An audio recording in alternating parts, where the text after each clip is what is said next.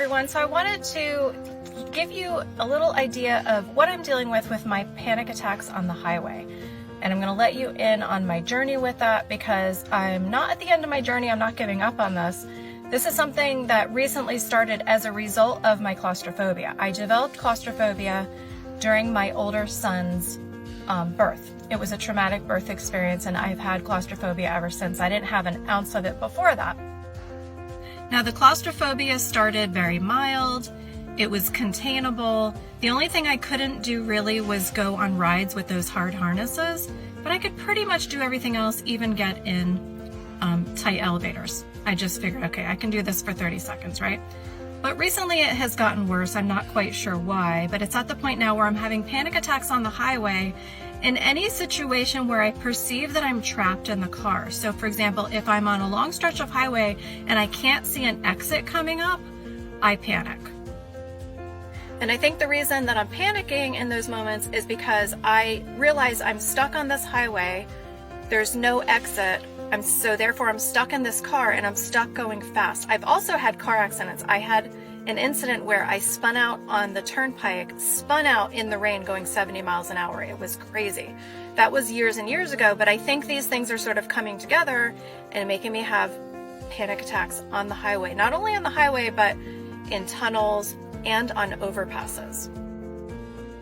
Okay, so what am I gonna do about it? So first of all, I decided, I do have a prescription for Xanax. That's a very old prescription, but I have it in my bag. I haven't taken it yet because I don't want to go that route quite yet. I want that to be my last resort.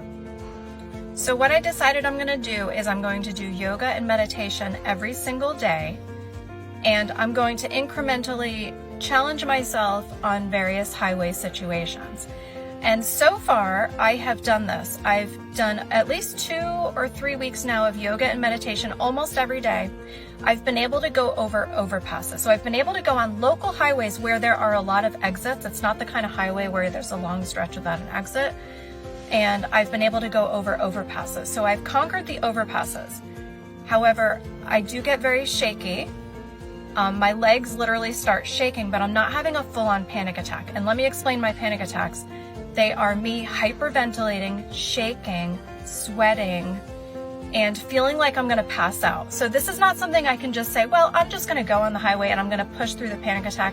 No, when you feel like you're gonna pass out, you know you have to overcome this. So stick with me. I'm gonna keep talking about my journey with this. I'm gonna keep talking about what is helping me and what I've been able to conquer. Okay, so something I've been struggling with recently in the past year is driving anxiety. Some other anxieties too, but the driving anxiety is the one that's been the most limiting. So I'm trying to conquer it. So I'm gonna just sort of document some of that here. And I'm trying to conquer it without medication. So that's probably a little more of a unique journey, I guess. So I was just driving and I had to drive over an overpass. And it's an overpass that I drive over relatively frequently, but it's always kind of hard, and I always kind of tense up and I have to like breathe through it and talk myself through it and stuff. But this time I tried something different. I tried to distract myself. I turned up the music. I had it set to a playlist 90s music. And it wasn't even a song I really love, but I knew the song. I started singing it real loud and I pretended that I was enjoying the drive. That's what I did. I just pretended. And I feel like it actually helped. So I was thinking about this over the next couple hours. I just kept going back to it and saying, why did that work? And how can I employ that in other areas where I get triggered when I'm driving? And I started to think of the anxiety as a screaming baby. It's like the screaming baby is like, oh, I'm scared, pay some attention to me, or whatever, right? Or maybe the screaming baby is, I don't know, cranky, doesn't really want to be driving over this overpass, so it's just gonna scream. And what do we do with the screaming baby? We distract it, right? Or if, obviously you're gonna take care of it if it has a need. But if you can't in the moment, you distract it. If you're driving over an overpass and you have a screaming baby in your car, you would maybe start singing to it, just like I did. Maybe you would make a face to the baby. Maybe you would shake a rattle. and it would just soothe the baby for a moment and distract the baby, and it might stop crying. Now, I'm not saying that this is what you should do all the time if you're having a panic attack or you're struggling with some sort of anxiety, but there are moments when it is not okay to be having and feeling a panic, such as when you're driving over an overpass, such as maybe when you are in the middle of an interview or you're giving a speech, right? So come up with a tool to distract the screaming baby. That's my tip for today. Let me see you walk.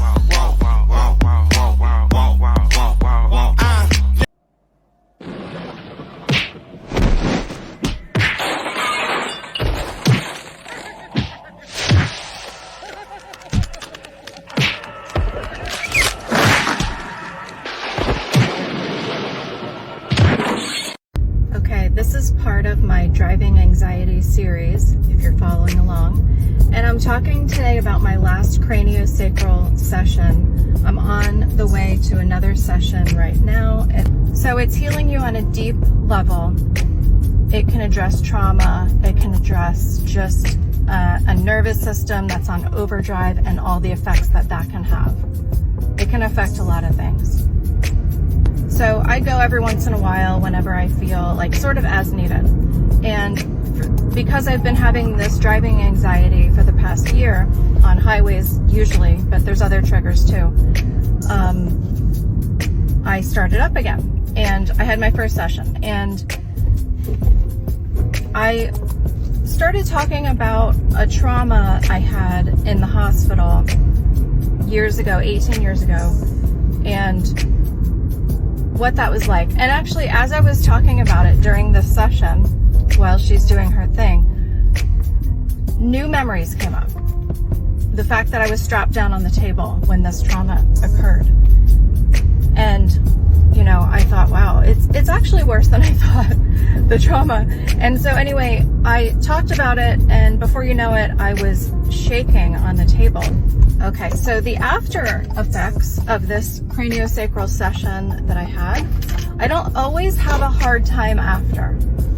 But this time, it's been a long time since I've had a session. When I went in there, I had a feeling I had a lot to release.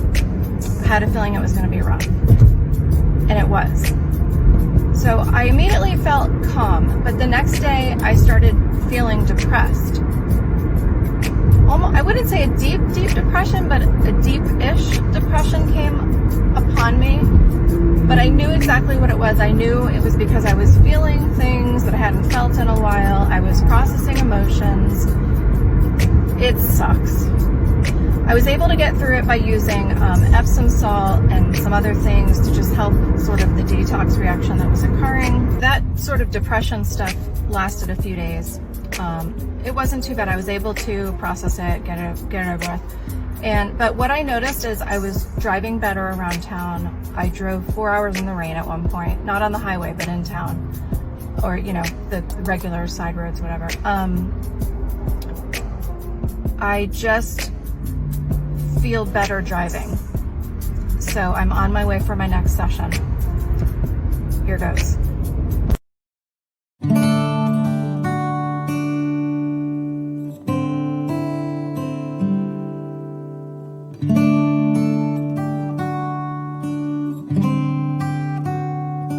So the goal that I'm trying to achieve lately is getting over my driving highway anxiety. If you're following this series, you know that. But, and my why for that is so that I can become location independent. So I can just get on the road and travel and go places and do things and be able, and you know, to do that, you have to be able to get on a highway and get on a plane. But let's put that aside, the plane issue. You have to be able to get on a highway and drive it yourself, especially if you're a single person and you don't have a spouse to drive you around. I have my kids, but you know, they're not going to drive me all over the country.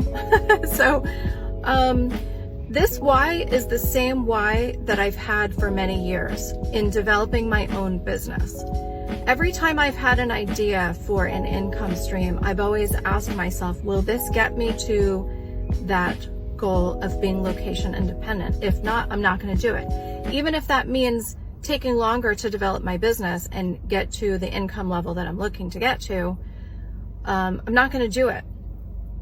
And so I have kept my focus on, is this income stream going to allow me to travel?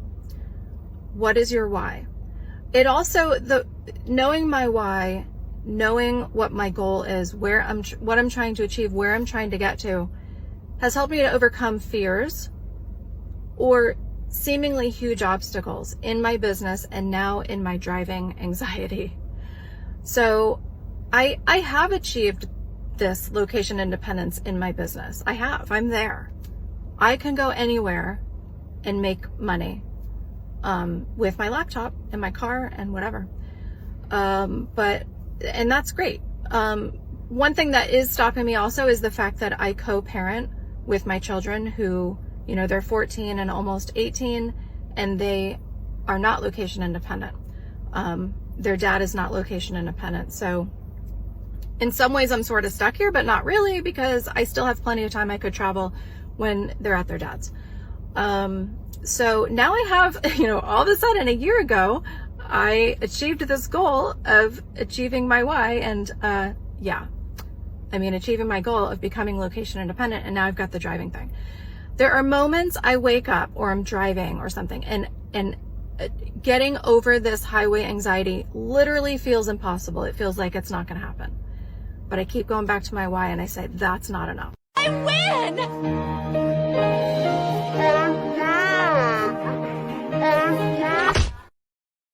Don't be shocked.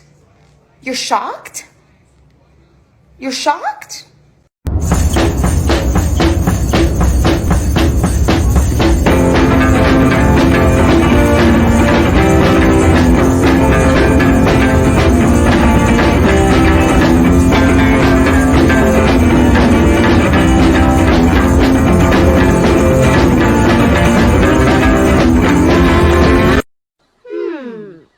Funny, yes, but not funny, haha. Funny, weird. Hey, look, Ma, I made it. Hey, look, Ma, I made it. Okay, if you've been following me, you know that I've been struggling with highway anxiety, claustrophobia, those kind of things. And I'm traveling from Florida. Well, we traveled from Florida to New Jersey, and today we traveled from New Jersey to Massachusetts. I didn't drive. My son drove, and his girlfriend helped. And but that was hard. It's been hard, but I have conquered a lot in this journey. And today, I dropped my kids off at an amusement park, and I had to get a hotel. So I went and had lunch, and then I knew I needed to go get a hotel, and then I'm going to go back and pick them up. Well, from the lunch spot to the hotel, it would have taken me 20 minutes to drive the back roads, which is what I normally do. And I saw that it would only take 13 or even less, I think it was less than that, to take the highway. And I just had one of those moments where I was like, I'm tired of this, because it's going to take me 20 minutes to get there, unpack, 20 minutes to get back when they call me. I'm just not in the mood. And I just said, screw it, I'm taking the highway. And I'm in Massachusetts. I've never been in Massachusetts before. I had no idea what the highway was going to look like. I had no idea anything. How long I'd be on the highway. I just jumped on the highway. And it wasn't easy, but it wasn't super hard. I had one moment where I had to go through a tunnel. It wasn't super long, but when I got into the tunnel, I didn't know how long it was. I had no idea. And if you've been following me, you know that this all started in the Baltimore tunnel a year ago when we were traveling. I had the worst panic attack, the only panic attack I had ever had at that point, like a severe one. And I haven't been able to go through a tunnel since. So wow. Now that tunnel that I went through wasn't super long, but it wasn't easy, and it got me a little shaken up, but I didn't have a panic attack. So holy cow, high five to me. Thank you very much. Quick update for anyone who's following my highway anxiety journey, trying to resolve it. I just drove back from New Jersey to Florida. We're home now. and I experienced very little anxiety. Now my son drove most of the way, he's 17. That's not easy. Teenage boys at the wheel is not easy, especially for 2 full days, but I did really well. I didn't need any CBD oil or any homeopathic remedies at all.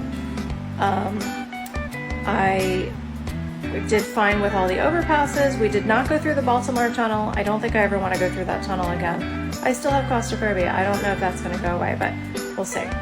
Maybe one day I'll try a smaller tunnel. I did not drive any of it, but I probably could have. I felt like I could have, but you know, why bother? I was just doing so great in the passenger seat. We kept going, and now I'm home. I have a cold. I actually had a cold yesterday in the car. And so here I am. Bags are still packed. I'm sitting here drinking herbal tea. I have my tissues. I'm gonna take a nap. So I don't think I'm gonna be organized anytime soon, but here we go.